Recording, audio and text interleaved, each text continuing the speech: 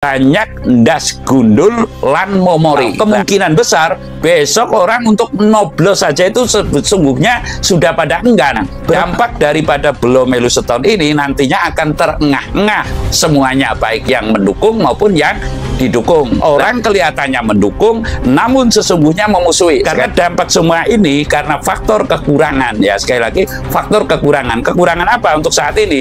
Tapi ulo salam yo atur bagyo wis nusantara. Om wilayah jati nukuni jati lelu nusantara tapi uluk salam ya. Menyongsong tahun 2024 ya. Ada baiknya kita itu saling mengisi dalam arti mengingatkan. Tentunya kebiasaannya itu manakala akhir tahun tentu ada sebuah hal yang membuat perasaan hidup kita itu berbeda. Dan kecenderungannya itu biasanya adalah akan membawa dampak daripada perilaku, daripada ekonomi, pengaruh sosial, pengaruh budaya.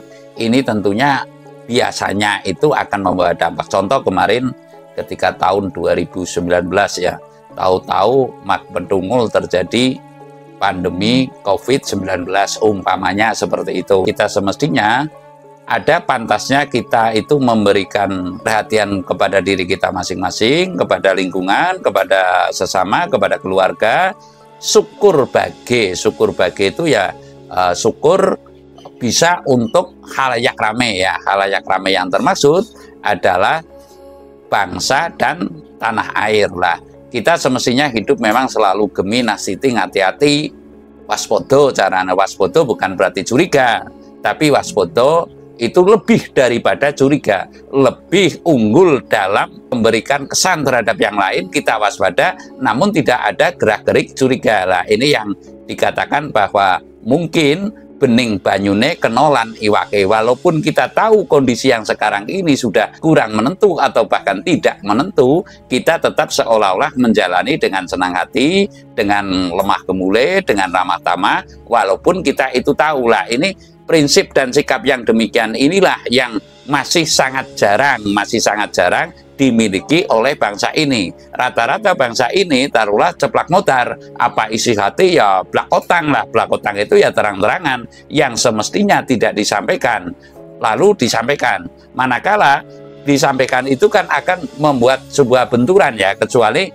bahasanya dengan bahasa yang satire atau apa itu bahasa yang, kalau saya ibaratnya ngomong, kalau sekarang saya mengatakan Kiai sedang tidak ada yang beriman, itu umpamanya seperti itu, atau setanah Jawa umpamanya belum tentu ada 1 atau 3 ulama yang sedang dekat dengan Tuhannya ya. Taruhlah mungkin dikasih kata mungkin karena satire ya. Satire itu ya sebuah sindiran namun yang tidak telak-telak dan tidak menunjuk kepada salah satu kiai atau salah satu ulama atau salah satu pendeta atau salah satu pemimpin. Nah, ini kan sebuah ulasan yang semestinya dimiliki oleh setiap manusia, dan lalu semestinya manusia bisa memiliki ini manakala ulah rasanya sudah matang ya. Sekali lagi, olah rasanya sudah matang, bisa empan papan lan lambe ati. Empan papan itu ya dimana mesti mengatakan, lambe ati itu ya walaupun memarahi orang itu dengan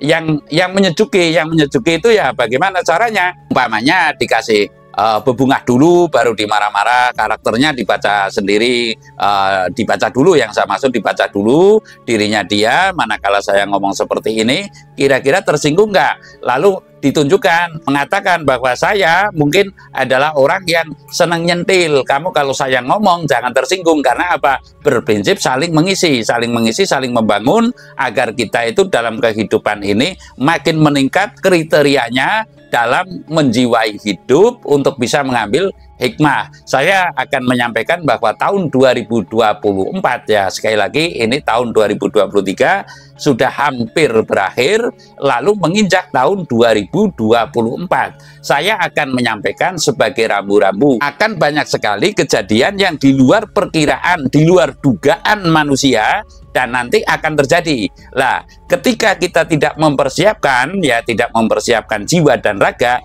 niscaya kita itu akan terkejut-kejut dan kita lalu berpikiran yang kurang ngepasi, lalu mungkin bisa terjadi hal-hal yang kurang diinginkan karena kita tidak bisa mengendalikan, tidak ada rambu-rambu, dan lalu tindakannya itu semau gue atau tanpa berpikir panjang, dan lalu nanti menimbulkan kendala pula pada diri kita masing-masing. Lah, saya akan menyampaikan, saya meyakini bahwa tahun 2024 akan banyak sekali kejadian yang di luar dugaan, di luar perkiraan manusia, di luar pemikiran manusia, termasuk di luar pemikiran organisasi, umpamanya di luar pemikiran yang lain-lain, partai dan sebagainya, termasuk di luar pemikiran pemimpin, akan banyak terjadi. Nah, ini saya boleh mengatakan karena saya memperkirakan, bukan saya meramalkan ya, memperkirakan. Dasarnya apa? Saya meyakini bahwasanya sekarang ada belum melu setahun. Tidak perlu saya jelaskan, artinya belum melu setahun itu ya yang belum ukurannya masuk ke ranah balap kuda itu ikut balap kuda. Sekarang banyak sekali contoh ya, saya nggak mengatakan Mas Gibran, namun banyak sekali yang demikian, yang belum saatnya kaya menjadi kaya, yang belum saatnya menjadi pemimpin sudah menjadi pemimpin. Lah, ini diantaranya belum melu setahun. Nah, tentunya akan seperti apa? Ya, semua yang ikut setahun, ikut berbalap, maksudnya juga akan terengah-engah nafasnya, apalagi sebagai jokinya. Joki ini tentunya masyarakat yang membotohi dan sebagainya nanti juga akan ikut tersengal-sengal daripada efek si belum melu setahun ini. Belum melu setahun, taruhlah masih kecil sudah berlari, belum ukurannya, lalu nanti mungkin larinya itu dikehendaki untuk menang, taruhlah akan membuat terengah-engah nafasnya, terengah-engah si jokinya ini. Saya akan menguraikan sedikit bahwasanya